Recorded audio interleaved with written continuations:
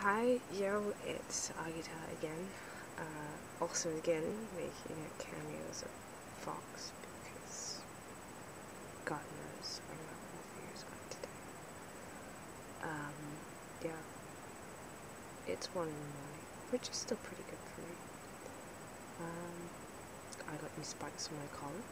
I'm very happy about this. And the old ones, smaller, you see. Yeah, the old ones are gonna go on some leather making project or something or other. And I got my dragon in today instead of the I had a shiny one. Where is it? Yeah, I had a shiny one like this. Yeah, anyway, today I want to talk about Asperger's syndrome and Therianthropy. I myself have Asperger's syndrome, and I'm used to people saying, it doesn't exist, it's just awkward people, or it's just a word for people who are really bad socially. And to be honest, when I was first diagnosed, I was kind of in denial.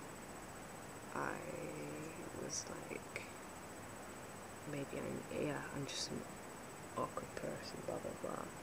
But then I realized, thinking about what, would have to be exhibited in order to constitute it being described and, confirmed as a syndrome, seeing these consistent traits in people, not just, mental things, not just being socially awkward, but physical things, low muscle tone, hypersensitivity, the combination of all the things. I cannot listen to you now, and some are so insignificant or lesser known that,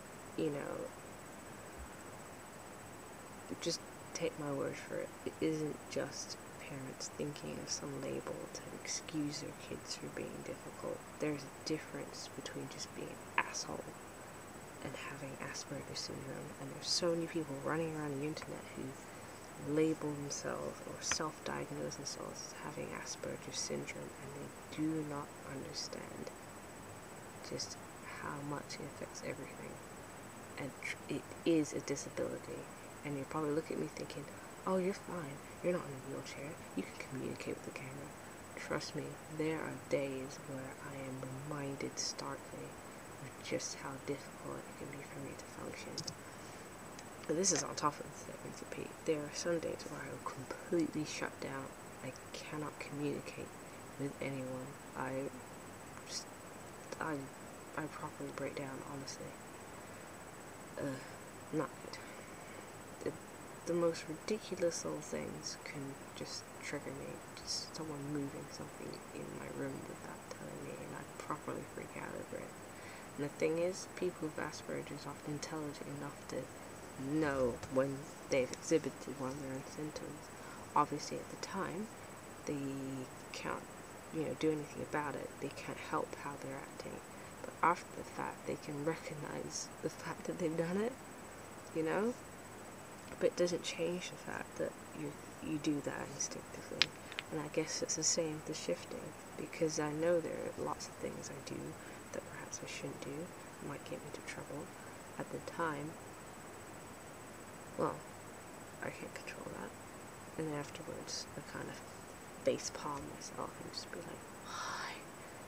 Face palm. Paw face? Face palm. Yeah, whatever. Yeah, back on topic. Asperger's syndrome, how does that go into Therianthropy? Well, it's a recurring topic on many forums. Let me just say, Asperger's syndrome and Therianthropy are not interchangeable terms. Yeah?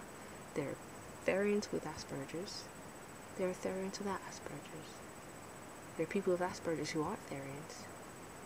And there are people with Asperger's who are Therians. They're not interchangeable.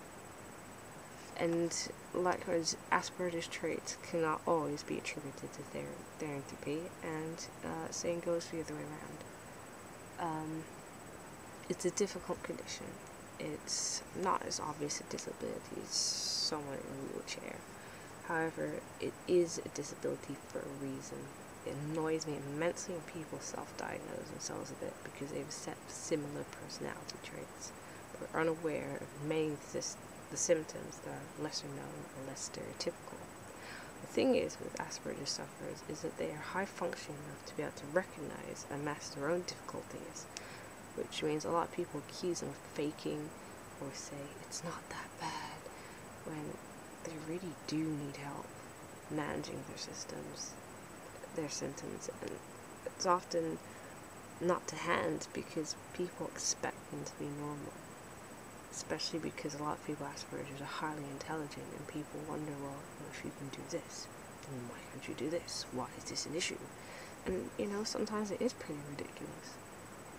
But that's part of living with that God. I do think that I like asking for help for things that I look stupid because I'm 17 years old and I should be able to do them. And I look like I should be able to do them because I am not in a wheelchair, as I said. It makes me feel very stupid and inadequate. Asperger's syndrome is not the same as being a socially awkward person. It's not just a set of personality traits. It's incredibly complex. And again, because it's not physically obvious like a paralyzed person, how apparent it is, depending on the context of the situation, can vary wildly. There are lots of similarities between how animals are believed to experience the world around them and the mental processes of autistic children. Unsurprisingly, there seem to be a lot of Therians with autistic spectrum disorders. However, there are various aspects of Asperger's which may make a non-Therian seem to think they are one. Aspergers often has special interests or obsessions and often identify with animals much easier than people. It's not hard to see why socially awkward Aspergers, who do indeed take up a significant portion of the online or otaku community, that's using the colloquial English term otaku, not using the original Japanese meaning for all those, linguistic freaks out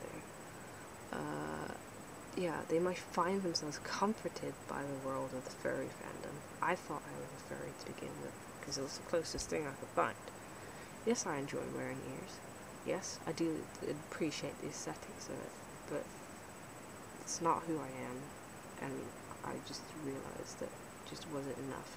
I didn't fit in really with the furry community at all. They may take this a bit further by latching onto the idea of Therianthropy to further feel like part of the community, to belong. However, they may not all truly identify as a certain animal. Identify with a certain animal.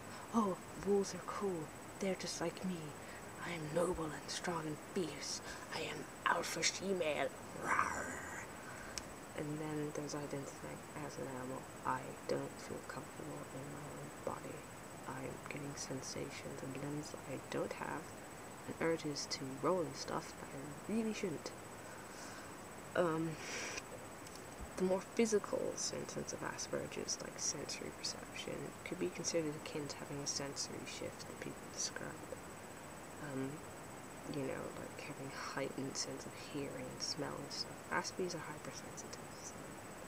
Aspergers may also feel compelled to make vocal outbursts, like making animal noises, which my psychologist noted, which we might attribute to mental shifts. The amount of effort it takes to understand words sometimes, both speech and text, or reading humans may indeed make an Asperger feel like they're non-human. It seems like declaring oneself to actually be a non-human animal in spirit is a logical route to take. That being said, I still separate Asperger's and Therianthropy in my head. I don't think an ASD is the sole reason for my behaviors, thought process, blah blah blah.